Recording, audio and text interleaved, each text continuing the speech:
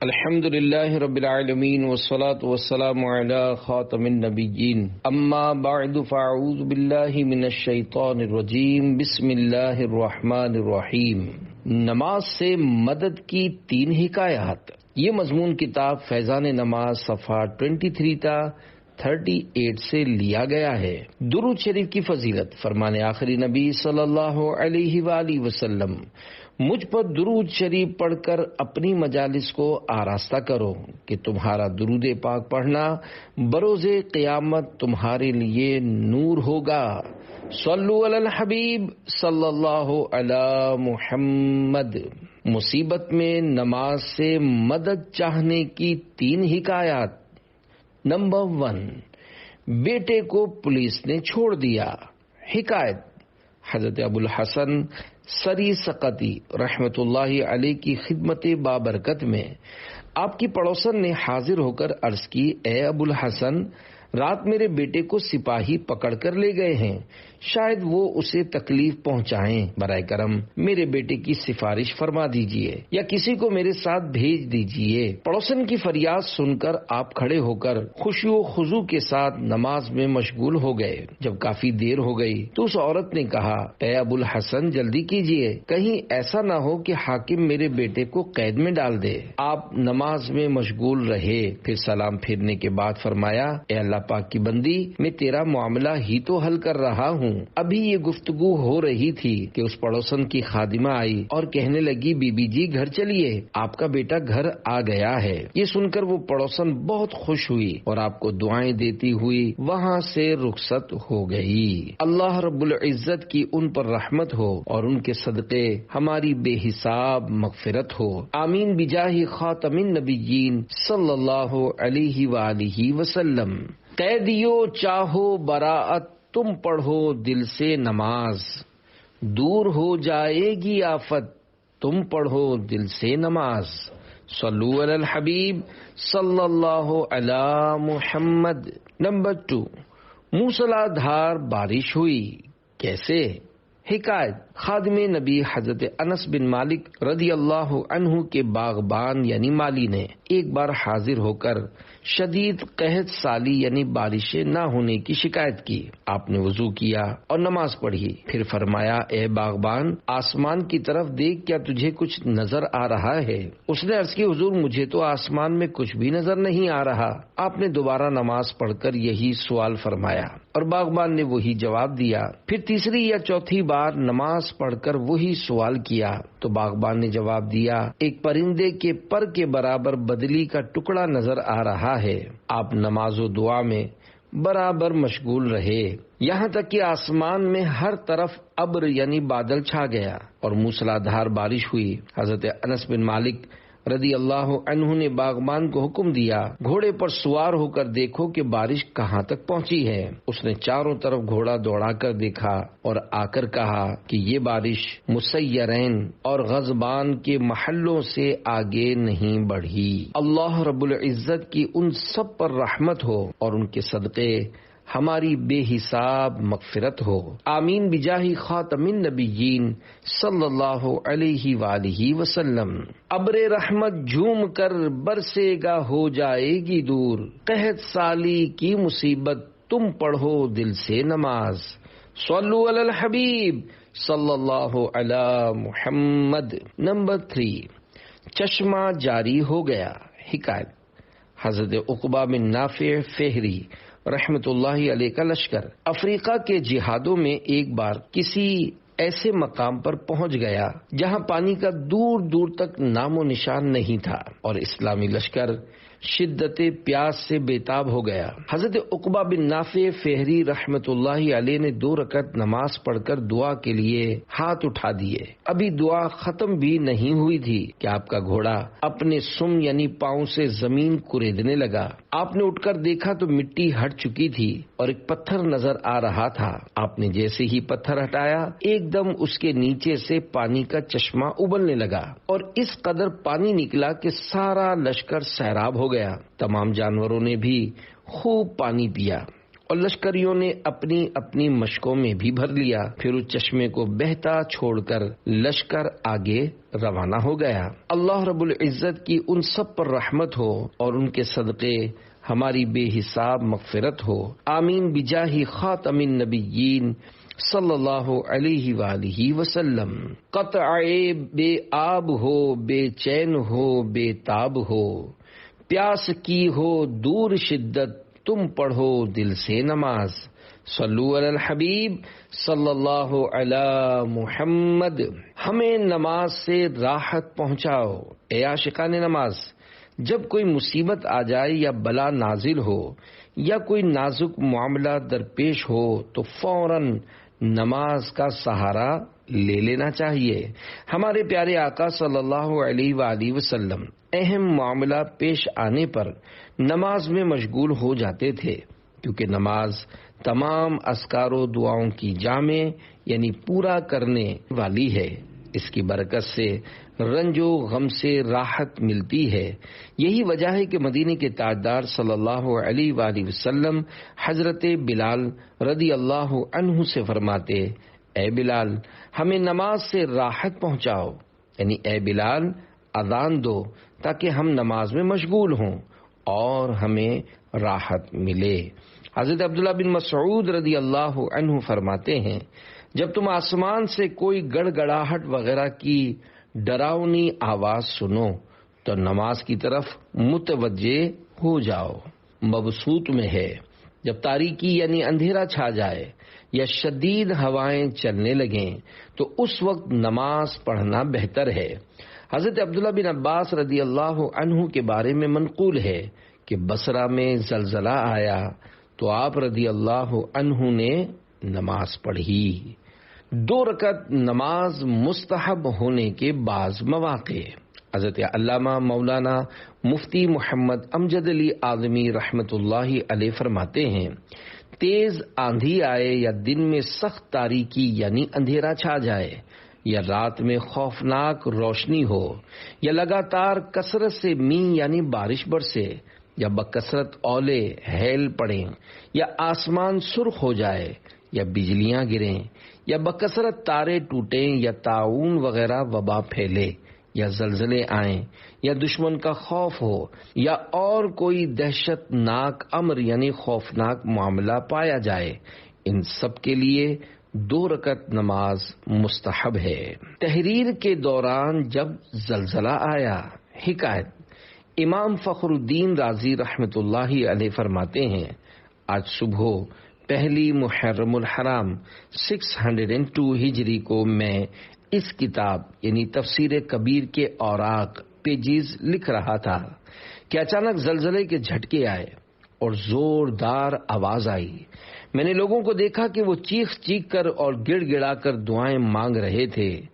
پھر جب زمین پرسکون ہو گئی، خوشگوار ہوا چلنے لگی اور حالات معمول پر آ گئے تو لوگ پھر اپنی حرکتوں کی طرف لوٹ گئے اور اسی طرح فضول اور بیہودہ کاموں میں مشغول ہو گئے اور بھول گئے کہ ابھی وہ تھوڑی دیر پہلے چیخو پکار کر رہے تھے، اللہ پاک کے نام کی دہائی دے رہے تھے اور اس سے گڑ گڑا کر دعائیں کر رہے تھے۔ بندہ مصیبت میں رب کو پکارتا اور پارہ 23 سورۃ الزمر کی آیت نمبر 8 میں ارشاد ہوتا ہے، وَإِذَا مَسَّ الْإِنسَانَ ضُرٌّ دَعَا رَبَّهُ مُنِيبًا إِلَيْهِ ثُمَّ إِذَا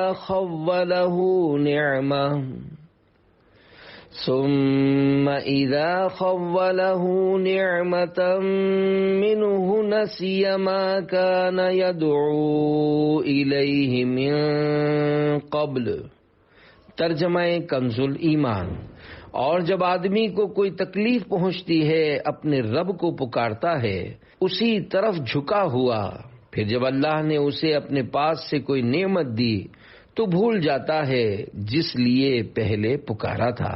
نیز پارہ 11 سورۃ یونس کی آیت نمبر 12 میں ارشاد ہوتا ہے، وَإِذَا مَسَّ الْإِنسَانَ الضُّرُّ دَعَانَا لِجَنبِهِ أو قاعدا أو قائما فلما كشفنا عنه ضره مر كأن لم يدعنا إلى ضر مسه۔ ترجمہ کنز الایمان۔ اور جب آدمی کو تکلیف پہنچتی ہے ہمیں پکارتا ہے لیٹے اور بیٹھے اور کھڑے، پھر جب ہم اس کی تکلیف دور کر دیتے ہیں چل دیتا ہے، گویا کبھی کسی تکلیف کے پہنچنے پر ہمیں پکارا ہی نہ تھا۔ صدر الافاضل حضرت علامہ مولانا سید محمد نعیم الدین مراد آبادی رحمت اللہ علیہ اس آیت کے تحت لکھتے ہیں، مقصد یہ ہے کہ انسان بلا کے وقت بہت ہی بے صبرا ہے اور راحت کے وقت نہایت ناشکرا۔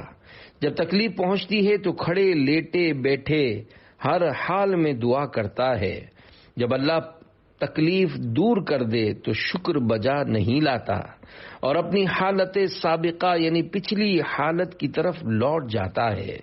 یہ حال غافل کا ہے۔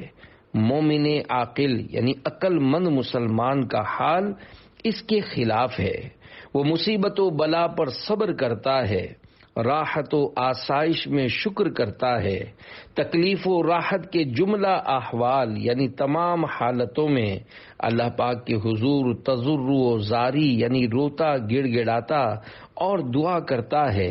اور ایک مقام اس سے بھی اعلیٰ ہے جو مومنوں میں بھی مخصوص بندوں کو حاصل ہے کہ جب کوئی مصیبت و بلا آتی ہے اس پر صبر کرتے ہیں، قضاء الہی پر دل سے راضی رہتے ہیں اور جمیع احوال پر یعنی تمام حالتوں میں شکر کرتے ہیں۔ وضو و نماز بیماریوں سے بچاتے ہیں۔ پیارے پیارے اسلامی بھائیوں، نماز میں جس طرح مصیبتوں کا علاج ہے اسی طرح اس میں بیماریوں کا بھی علاج ہے۔ خود طبیبوں کا اعتراف ہے کہ وضو کرنے والا شخص دماغی امراض میں بہت کم مبتلا ہوتا ہے۔ نمازی جنون یعنی پاگل پن اور تلی اسپلین کی بیماریوں سے اکثر محفوظ رہتا ہے۔ نماز پڑھنے کے لیے دن میں کئی بار وضو کرنے سے اعضاء دھلتے رہتے ہیں اور نمازی کپڑے بھی صاف رکھتا ہے، اس لیے گندگیوں اور ناپاکیوں سے حفاظت رہتی ہے، اور ظاہر ہے کہ گندگی بہت سی بیماریوں کی جڑ ہے۔ نماز میں شفا ہے۔ حضرت ابو ہریرہ رضی اللہ عنہ بیان کرتے ہیں کہ ایک بار میں نماز پڑھ کر سرکار مدینہ صلی اللہ علیہ وآلہ وسلم کے پاس بیٹھ گیا۔ آپ صلی اللہ علیہ وآلہ وسلم نے فرمایا، کیا تجھے پیٹ میں درد ہے؟ میں نے عرض کی جی ہاں۔ فرمایا، قم فصلی فإن فی الصلاۃ شفاء، یعنی اٹھو اور نماز پڑھو کیونکہ نماز میں شفا ہے۔ بے عدد امراض سے محفوظ رکھے گی تمہیں، حق سے دلوائے گی صحت، تم پڑھو دل سے نماز۔ صلو علی الحبیب صلی اللہ علی محمد۔ نماز سے ملنے والی جسمانی و روحانی بیماریوں سے شفا وغیرہ کے متعلق 21 مدنی پھول۔ ابتدائی 6 مدنی پھول۔ ابن ماجہ حاشیہ سندھی جلد 4 صفحہ 98 سے، اور بقیہ فیض القدیر جلد 4 صفحہ 689 سے پیش کیے گئے ہیں۔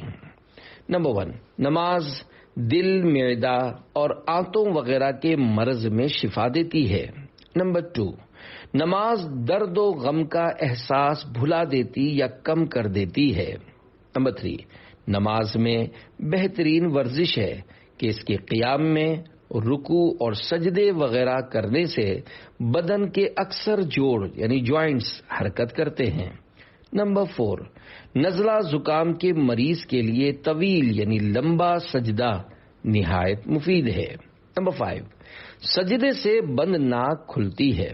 نمبر 6، آنتوں میں جمع ہونے والے غیر ضروری مواد کو حرکت دے کر نکالنے میں سجدہ کافی مددگار ثابت ہوتا ہے۔ نمبر 7، نماز سے ذہن صاف ہوتا اور غصے کی آگ بجھ جاتی ہے۔ نمبر 8، نماز رزق دلاتی، 9 صحت کی حفاظت کرتی، 10 اذیت یعنی تکلیف دور کرتی، 11 بیماری بھگاتی، 12 دل کی قوت بڑھاتی، 13 فرحت یعنی خوشی کا سامان بنتی، 14 سستی دور کرتی، 15 شرح صدر کرتی یعنی سینہ کھولتی، 16 روح کو غذا فراہم کرتی، 17 دل منور یعنی روشن کرتی، 18 چہرہ چمکاتی، 19 برکت لاتی، 20 خدائے رحمان سے قریب پہنچاتی، اور 21 شیطان کو دور بھگاتی ہے۔ یہ فوائد اسی صورت میں حاصل ہو سکتے ہیں جب نماز اطمینان سے درست طریقے پر ادا کی جائے۔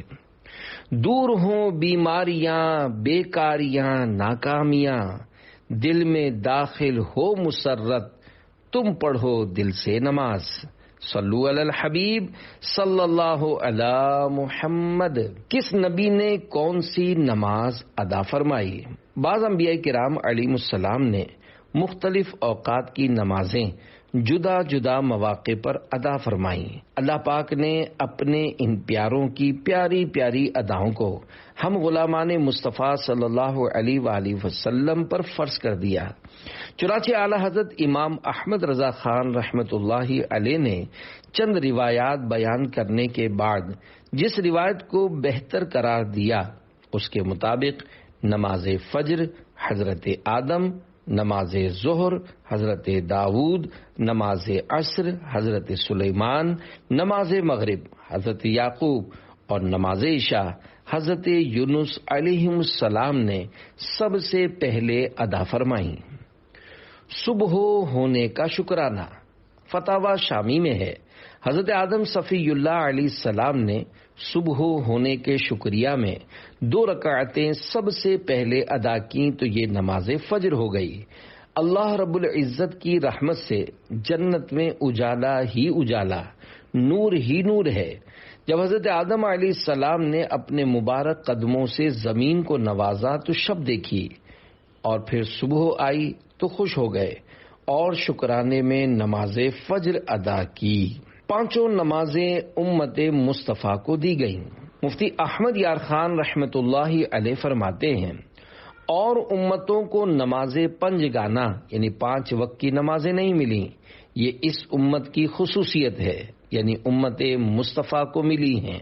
ہاں، یہ نمازیں علیحدہ علیحدہ انبیاء کرام علیہم السلام نے ادا کیں۔ نماز اور ماتحتوں کا خیال رکھو۔ ام المومنین حضرت ام سلمہ رضی اللہ عنہا بیان فرماتی ہیں کہ نبی کریم صلی اللہ علیہ وآلہ وسلم اپنے مرض وصال یعنی جس بیماری میں ظاہری وفات شریف ہوئی اس میں فرماتے تھے، نماز کو پابندی سے ادا کرتے رہو اور اپنے غلاموں کا خیال رکھو۔ مصطفیٰ جان رحمت صلی اللہ علیہ وآلہ وسلم کی آخری وصیت۔ حضرت علامہ مولانا مفتی احمد یار خان رحمت اللہ علیہ اس حدیث پاک کے تحت فرماتے ہیں، یعنی نماز کی پابندی و حفاظت کرو، مرتے دم تک نہ چھوڑو۔ معلوم ہوا کہ نماز بڑا ہی اہم فریضہ ہے کہ حضور صلی اللہ علیہ وآلہ وسلم نے خصوصیت سے اس کی وصیت فرمائی۔ سعادت مند اولاد باپ کی وصیت سختی سے پوری کرتی ہے۔ سعادت مند امتی وہ ہے جو حضور صلی اللہ علیہ وآلہ وسلم کی اس وصیت پر سختی سے پابندی کرے۔ اللہ پاک توفیق دے۔ صلو علی الحبیب صلی اللہ علی محمد۔ نماز جنت کی چابی یعنی کی ہے۔ حضرت جابر رضی اللہ عنہ بیان کرتے ہیں کہ اللہ پاک کے پیارے حبیب صلی اللہ علیہ وآلہ وسلم نے ارشاد فرمایا، جنت کی چابی نماز ہے اور نماز کی چابی وضو۔ جنت کے درجات کی چابی۔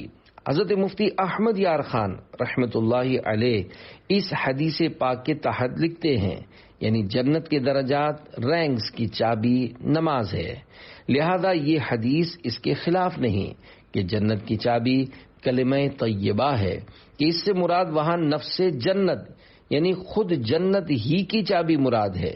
اگرچہ نماز کی شرائط بہت ہیں، وقت، قبلے کو منہ ہونا وغیرہ، لیکن طہارت بہت اہم ہے، اس لیے اسے نماز کی چابی فرمایا گیا۔ حضرت شیخ عبدالحق محدث دہلوی رحمت اللہ علیہ فرماتے ہیں، جس طرح دروازہ چابی یعنی کی کے بغیر نہیں کھل سکتا، اسی طرح جنت کا دروازہ بھی نماز کے بغیر نہ کھلے گا۔ اس لیے نماز کو ایمان کے لفظ سے تعبیر کیا گیا ہے۔ چابی کے دندانے، تابعی بزرگ حضرت وہب بن منبہ رحمت اللہ علیہ سے پوچھا گیا، کیا لا الہ الا اللہ جنت کی چابی نہیں؟ ارشاد فرمایا، کیوں نہیں، لیکن ہر چابی کے دندانے یعنی ٹیتھ ہوتے ہیں، اگر تم دندانے والے چابی لائے تو تالا کھل جائے گا، ورنہ نہیں کھلے گا۔ صحابی ابن صحابی حضرت عبداللہ بن عباس رضی اللہ عنہما سے جب تابعی بزرگ حضرت وہب بن منبہ رحمت اللہ علیہ کی یہ بات ذکر کی گئی تو آپ نے ارشاد فرمایا، وہب نے سچ کہا، کیا میں تمہیں ان دندانوں کے بارے میں نہ بتاؤں کہ وہ کیا ہیں؟ پھر آپ نے نماز، زکوٰۃ اور احکام اسلام بیان فرمائے۔ عمدۃ القاری میں ہے، اس یعنی جنت کی چابی کے دندانے فرائض و واجبات کا ادا کرنا اور گناہوں سے بچنا ہے۔ ہر مسلمان جنتی ہے۔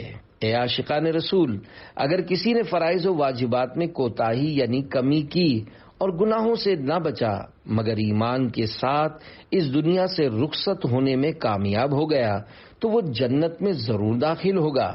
اللہ چاہے تو اپنی رحمت سے بے حساب ہی جنت میں داخل فرما دے، اور اگر معاذ اللہ گناہوں کے سبب ادا فرمائے تو بالآخر جنت عنایت فرما دے گا۔ مگر ہم جہنم سے پناہ مانگتے ہیں، خدا کی قسم ایک لمحے کا کروڑواں حصہ بھی کوئی جہنم کا عذاب برداشت نہیں کر سکتا۔ کہیں کا آہ گناہوں نے اب نہیں چھوڑا، عذاب نار سے عطار کو بچا یا رب۔ صلو علی الحبیب صلی اللہ علی محمد۔ وضو میں کی جانے والی بعض غلطیاں نیز حدیث پاک کے حصے نماز کی چابی وضو ہے سے وضو کی اہمیت کا اندازہ لگایا جا سکتا ہے۔ وضو توجہ سے کرنا چاہیے تاکہ اس کا کوئی فرض بلکہ سنت بھی نہ رہ جائے۔ دیکھیے نا، اگر کوئی صرف 250 گرام دودھ بھی گرم کرنے کے لیے چولہے پر رکھتا ہے تو چوکنا رہتا ہے، کیونکہ وہ جانتا ہے کہ اگر میں نے غفلت کی تو دودھ ابل کر ضائع ہو سکتا ہے۔ معمولی سے نقصان سے بچنے کے لیے تو انسان برابر دھیان رکھتا ہے، مگر افسوس آج کل جلد بازی اور غفلت کے سبب اکثر لوگ وضو کی سنتوں کا کوئی خیال نہیں رکھتے، بلکہ بعض اوقات تو فرائض کی بھی پرواہ نہیں کرتے۔ مثال کے طور پر کلی میں منہ کے تمام اندرونی حصوں اور دانتوں کی سب کھڑکیوں وغیرہ میں پانی پہنچ جائے اور ناک میں پانی چڑھانے میں نرم بانسے یعنی نرم ہڈی تک پہنچ جائے۔ وضو میں اس طرح کلی کرنا اور ناک میں پانی چڑھانا سنت مؤکدہ اور غسل میں فرض ہے، لیکن اکثر لوگوں کو دیکھا گیا ہے کہ کلی میں جلدی جلدی 3 بار پچ کر لیتے ہیں یا ناک کی نوک پر 3 بار پانی لگا لیتے ہیں۔ وضو میں 1 آدھ بار ایسا کرنا برا اور اس کی عادت بنانا گناہ ہے، اور اگر غسل میں ایسا کیا تو غسل ہوا ہی نہیں۔ یعنی دونوں ہاتھ کوہنیوں تک اس طرح دھونے چاہیے کہ پانی کی دھار کوہنی تک برابر بہتی چلی جائے، لیکن ایک تعداد ایسی بھی ہے جو چلو میں پانی لے کر پہنچے یعنی کلائی سے 3 بار چھوڑ دیتی ہے۔ اس طرح دھونے سے کوہنی بلکہ کلائی کی کروٹوں پر پانی نہ بہنے کا امکان رہتا ہے۔ یوں ہی یہ لحاظ بھی ضروری ہے کہ ایک رونگٹا بھی یعنی وہ چھوٹے چھوٹے نرم بال جو انسان کے بدن پر ہوتے ہیں وہ بھی خشک نہ رہے۔ اگر پانی کسی بال کی جڑ کو تر کرتا ہوا بہ گیا اور بالائی یعنی بال کا اوپری حصہ خشک رہ گیا تو وضو نہ ہوگا۔ غور کیجئے، وضو کی بے احتیاطیاں کتنے بڑے اخروی نقصان کا باعث بنتی ہیں۔ وضو کی ضروری معلومات کے لیے مکتبۃ المدینہ کی کتاب نماز کے احکام میں شامل رسالہ وضو کا طریقہ ضرور پڑھیے۔ اگر ایک اسلامی بھائی بھی کوشش کرے تو پیارے پیارے اسلامی بھائیوں، وضو، غسل و نماز کا درست طریقہ سیکھنے اور دنیا و آخرت کی بہت ساری بھلائیاں سمیٹنے کے لیے دعوت اسلامی کے دینی ماحول سے ہر دم وابستہ رہیے۔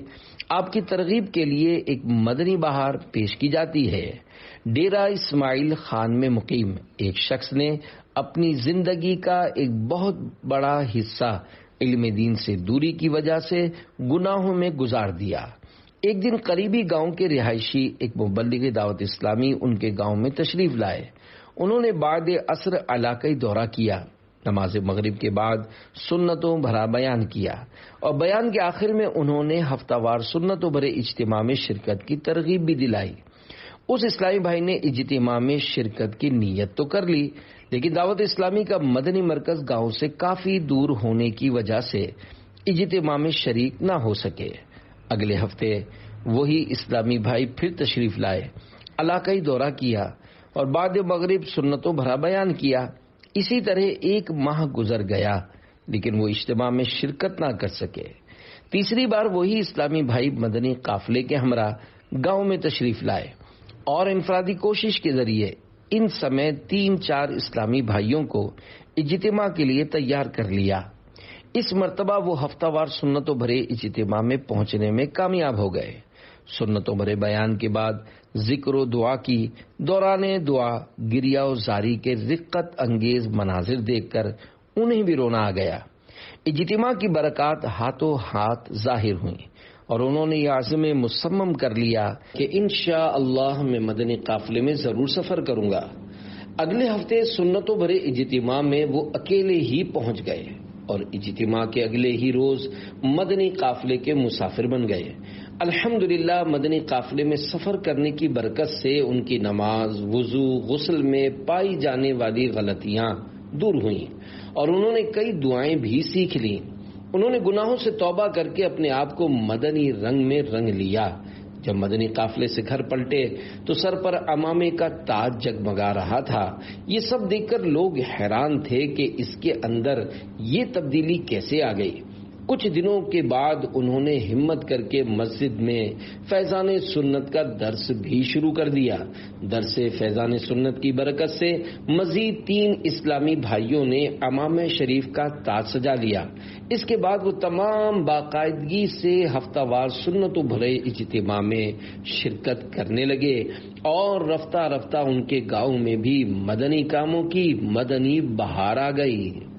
آؤ مدنی قافلے میں ہم کریں مل کر سفر، سنتیں سیکھیں گے اس میں انشاءاللہ سر بسر۔ نماز نور ہے۔ حضرت ابو مالک اشعری رضی اللہ عنہ سے روایت ہے کہ اللہ پاک کے پیارے نبی صلی اللہ علیہ وآلہ وسلم نے فرمایا، الصلاۃ نور، یعنی نماز نور ہے۔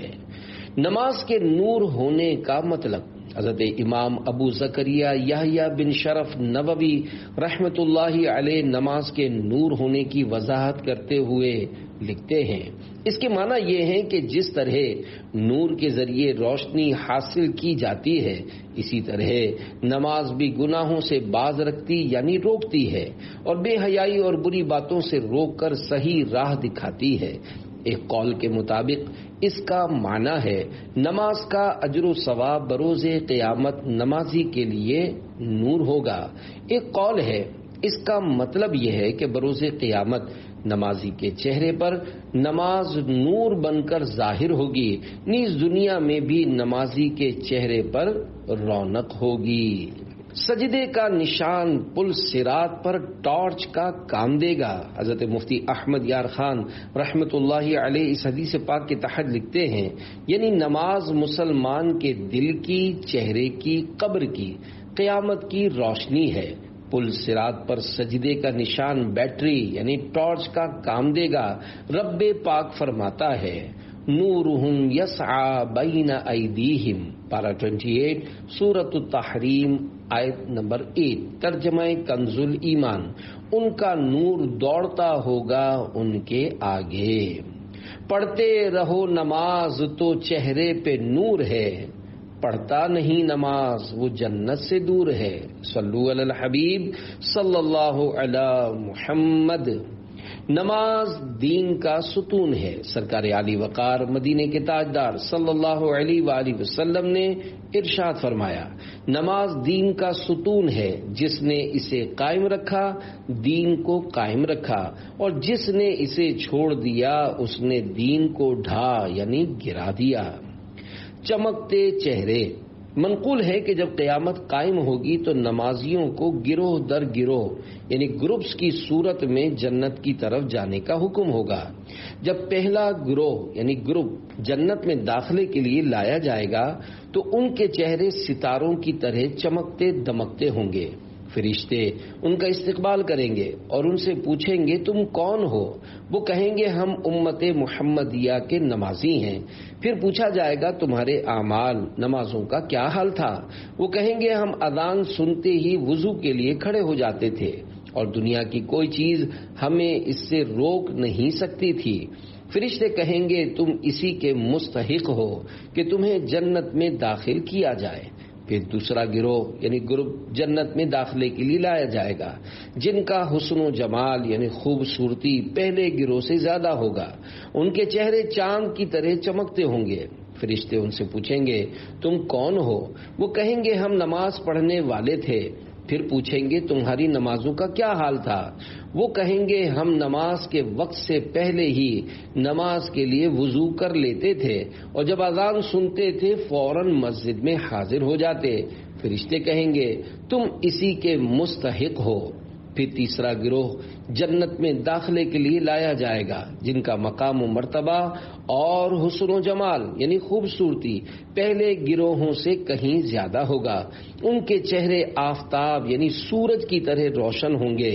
فرشتے ان سے پوچھیں گے تم اتنے خوبصورت اور اتنے اعلیٰ مقام والے کون ہو؟ وہ کہیں گے ہم ہمیشہ نماز پڑھا کرتے تھے۔ فرشتے پوچھیں گے تمہاری نمازوں کا کیا حال تھا؟ وہ کہیں گے ہم اذان ہونے سے پہلے ہی مسجد میں موجود ہوتے تھے اور اذان مسجد میں ہی سنتے تھے۔ فرشتے کہیں گے تم اسی کے مستحق ہو۔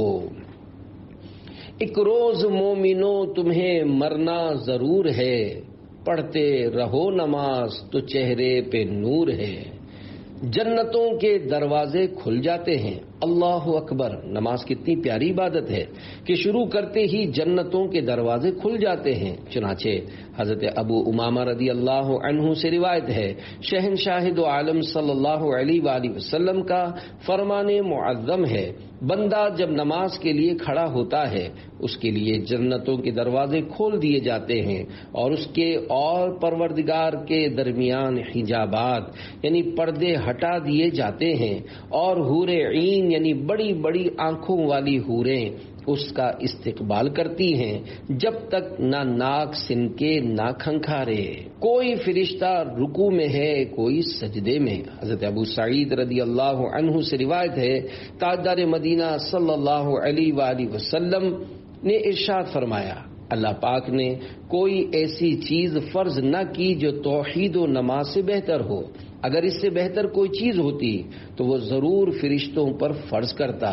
ان یعنی فرشتوں میں کوئی رکوع میں ہے کوئی سجدے میں۔ عرش والے فرشتے مسلمانوں کی بخشش مانگتے رہتے ہیں۔ منقول ہے کہ جب اللہ پاک نے 7 آسمان پیدا فرمائے تو انہیں فرشتوں سے بھر دیا۔ وہ نماز پڑھ کر عبادت کرتے ہیں اور ایک گھڑی بھی تساہل یعنی غفلت نہیں کرتے۔ اللہ پاک نے ہر آسمان والوں کے لیے عبادت کی ایک خاص قسم مقرر فرما دی، چنانچہ بعض آسمان والوں پر یہ عبادت مقرر ہوئی کہ وہ سور پھونکنے تک پاؤں پر کھڑے رہیں۔ ایک آسمان والے رکوع میں جھکے ہوئے ہیں، ایک آسمان والے سجدے میں ہیں، ایک آسمان والوں کے پر اللہ پاک کے جلال کے سامنے گرے ہوئے ہیں۔ علیین یعنی 7ویں آسمان والے اور عرش والے عرش الہی کے گرد طواف کر رہے ہیں اور اللہ پاک کی حمد و تسبیح کہہ یعنی تعریف و پاکی بیان کر رہے ہیں اور زمین والوں کے لیے دعائے بخشش مانگ رہے ہیں۔ مسلمانوں کی فضیلت کی خاطر ان سب عبادتوں کو ایک نماز میں جمع کر دیا جاتا ہے تاکہ انہیں یعنی مسلمانوں کو ہر آسمان والوں کی عبادت میں حصہ مل جائے۔ دربار مصطفیٰ میں تمہیں لے کے جائے گی، خالق سے بخشوائے گی اے بھائیو نماز۔ صلو علی الحبیب صلی اللہ علی محمد۔ 1,00,000 فرشتے۔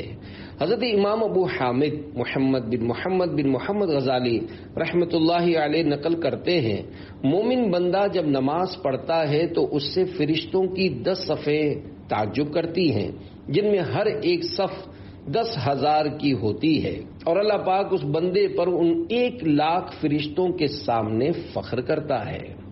فرشتوں کے تعجب کرنے کی وجہ، حضرت امام ابو حامد محمد بن محمد غزالی رحمۃ اللہ علیہ یہ روایت بیان کرنے کے بعد فرماتے ہیں، اس کی وجہ یہ ہے کہ بندے کی نماز میں قیام و قعود اور رکوع اور سجود جمع ہوتے ہیں، جبکہ اللہ پاک نے ان 4 ارکان کو 40,000 فرشتوں میں تقسیم کیا ہے۔ قیام کرنے یعنی کھڑے رہنے والے فرشتے قیامت تک رکوع نہیں کریں گے، سجدہ کرنے والے تا قیامت اس سے سر نہیں اٹھائیں گے۔ اسی طرح رکوع اور قعدہ کرنے والوں کا حال ہے، کیونکہ اللہ پاک نے فرشتوں کو جو قرب یعنی اپنی نزدیکی کا شرف و رتبہ عطا فرمایا ہے، اس کے مطابق ان پر ہمیشہ ایک ہی حالت پر رہنا لازم ہے، اس میں کمی بیشی یعنی کم یا زیادہ نہیں ہو سکتی۔ اللہ پاک نے ان کے متعلق خبر دیتے ہوئے پارہ 23 سورۃ الصافات آیت 164 میں ارشاد فرمایا، وَمَا مِنَّا إِلَّا لَهُ مَقَامٌ مَعْلُوم۔ ترجمہ کنز الایمان۔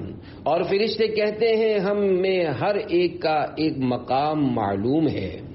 تفسیر صراط الجنان جلد 8 صفحہ 357 تا 358 پر بیان کردہ آیت کریمہ کے حصے وما منا یعنی ہم میں ہر ایک کے لیے ایک تحت ہے، اس کی ایک تفسیر یہ ہے کہ حضرت جبریل علیہ السلام نے حضور سید المرسلین صلی اللہ علیہ وآلہ وسلم کی بارگاہ میں عرض کی، یا رسول اللہ صلی اللہ علیہ وآلہ وسلم، ہم فرشتوں کے گروہوں میں سے ہر ایک کے لیے ایک جگہ مقرر ہے جس میں وہ اپنے رب پاک کی عبادت کرتا ہے۔ حضرت عبداللہ بن عباس رضی اللہ عنہما نے فرمایا کہ آسمانوں میں بالشت بھر بھی جگہ ایسی نہیں جس میں کوئی فرشتہ نماز نہ پڑھتا ہو یا تسبیح نہ کرتا ہو۔ نماز نور ہے۔ حضرت ابو مالک اشعری رضی اللہ عنہ سے روایت ہے کہ اللہ پاک کے پیارے نبی صلی اللہ علیہ وآلہ وسلم نے فرمایا، الصلاۃ نور، یعنی نماز نور ہے۔